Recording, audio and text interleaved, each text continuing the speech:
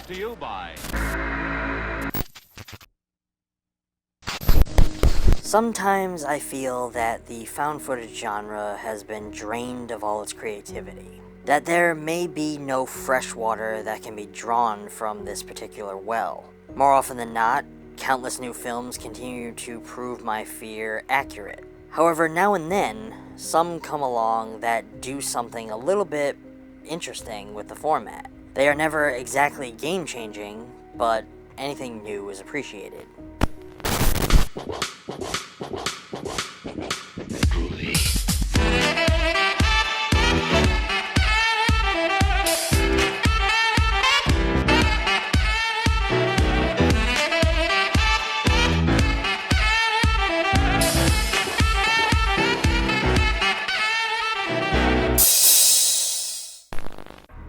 Hello friends, and welcome back to ETF.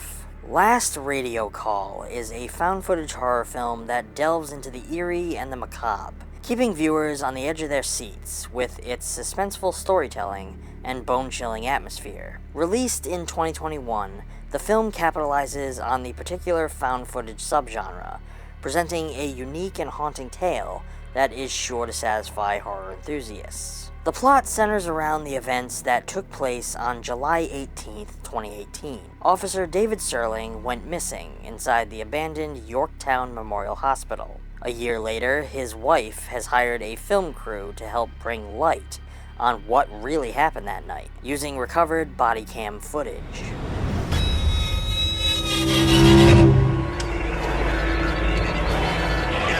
What sets Last Radio Call apart from other found footage films is its meticulous attention to detail and its commitment to creating a believable and immersive experience. The filmmakers skillfully utilize the found footage format to heighten the sense of realism, capturing every terrifying moment by the handheld cameras used by the characters.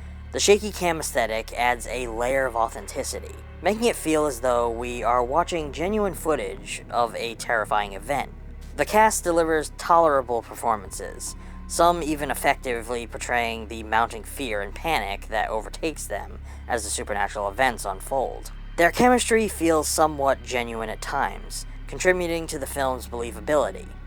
Each of them are fleshed out enough to be relatable, which enhances the emotional impact when they find themselves facing dire circumstances. However, I can't personally say that their performances are standout. I found our protagonist to be somewhat one-note and hollow throughout the film, always feeling like she was going to have an old-fashioned WWE heel turn at any moment. And our cameraman was so bland and emotionless no matter what situation he found himself witnessing.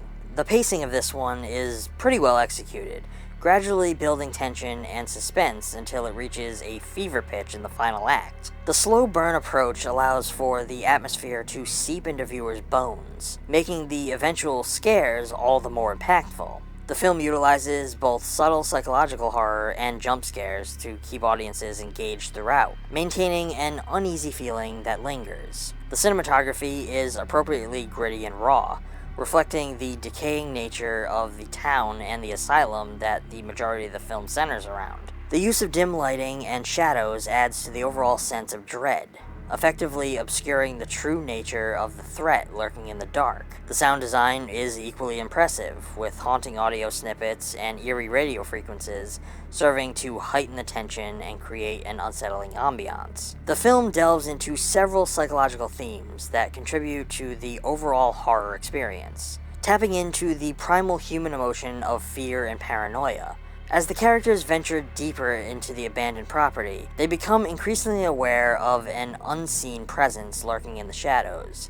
The film skillfully plays on their fears and insecurities, blurring the lines between reality and the character's own psychological torment. The mounting sense of dread and the character's deteriorating mental states intensify the horror, making the audience question what is real and what is merely a product of their own fears. We also touch upon the theme of obsession and the power of belief. The protagonist's obsessive desire to uncover the secrets behind her husband's disappearance, even as they face increasingly terrifying experiences. This obsession drives them to delve deeper into the unknown, blurring the lines between rationality and irrationality. The film explores the idea that belief in something supernatural can become a self-fulfilling prophecy, as the character's unwavering faith in the existence of a malevolent force ultimately manifests in their own horrifying encounters. The found footage format of the film contributes to the exploration of fragmented reality and unreliable narrators. The subjective nature of the footage raises questions about the characters' perceptions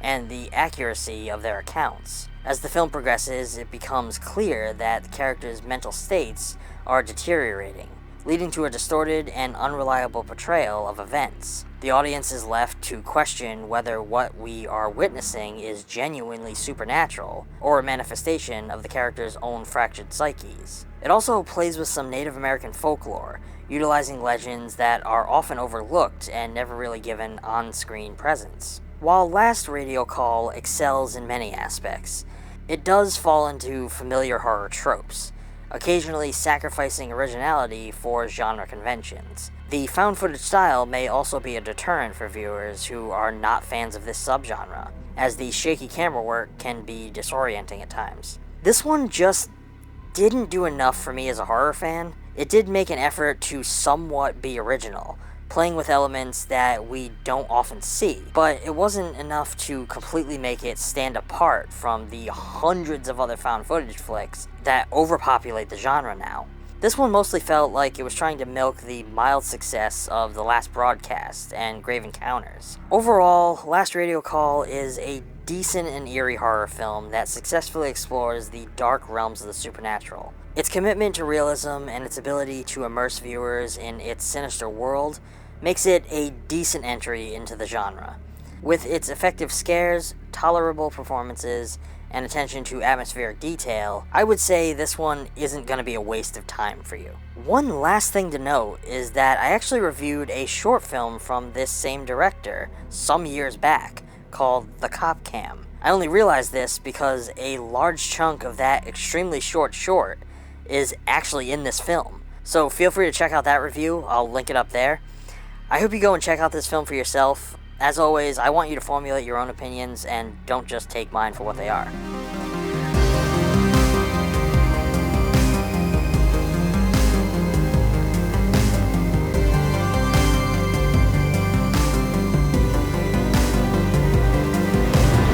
Well, friends, that's going to be all for now. If you're interested in this film, I urge you to check it out for yourself and formulate your own thoughts and opinions about it. I hope you come share those thoughts in the comments. Let me know if there are any movies that you would like to see discussed on this channel. I always love to hear from you guys, and I do my best to try and respond to everyone. As always, I have put a link down in the description to a physical copy of the film, if one exists, so that you can add it to your collection. Using that link helps out the channel, and that is always appreciated. Furthermore, if you like the video, I urge you to give it a thumbs up, subscribe if you aren't already. I know many of you watching aren't yet subscribed, so help support the channel. Subscribe. If you'd like to go the extra mile and support the channel even more, we do have a Patreon. And if you sign up for our Rated R tier level, you can get yourself access to the ETF Digital Archive. We get a lot of compliments about the VHS collection that you guys see in the background of almost all of our videos. Well, we have been hard at work slowly digitizing that collection and creating a place where we can share it with all of you. Thanks to the help of the Plex platform, one of this channel's sponsors, we can now do just that. This is our way of doing our part to help preserve that gritty, nostalgic VHS look and feeling before it's gone forever.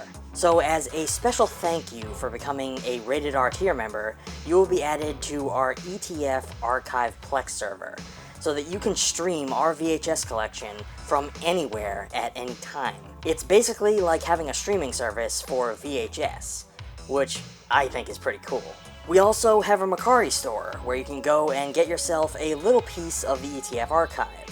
While collecting VHS, Blu-rays, and DVDs over many years, we wind up with lots of duplicates, and we unfortunately can't store them all. So on our Mercari shop, we have those for sale. Purchasing those not only expands your collection, but makes room for us to expand ours. All the links for everything are down in the description. Until next time, stay safe, and as always, thanks for watching.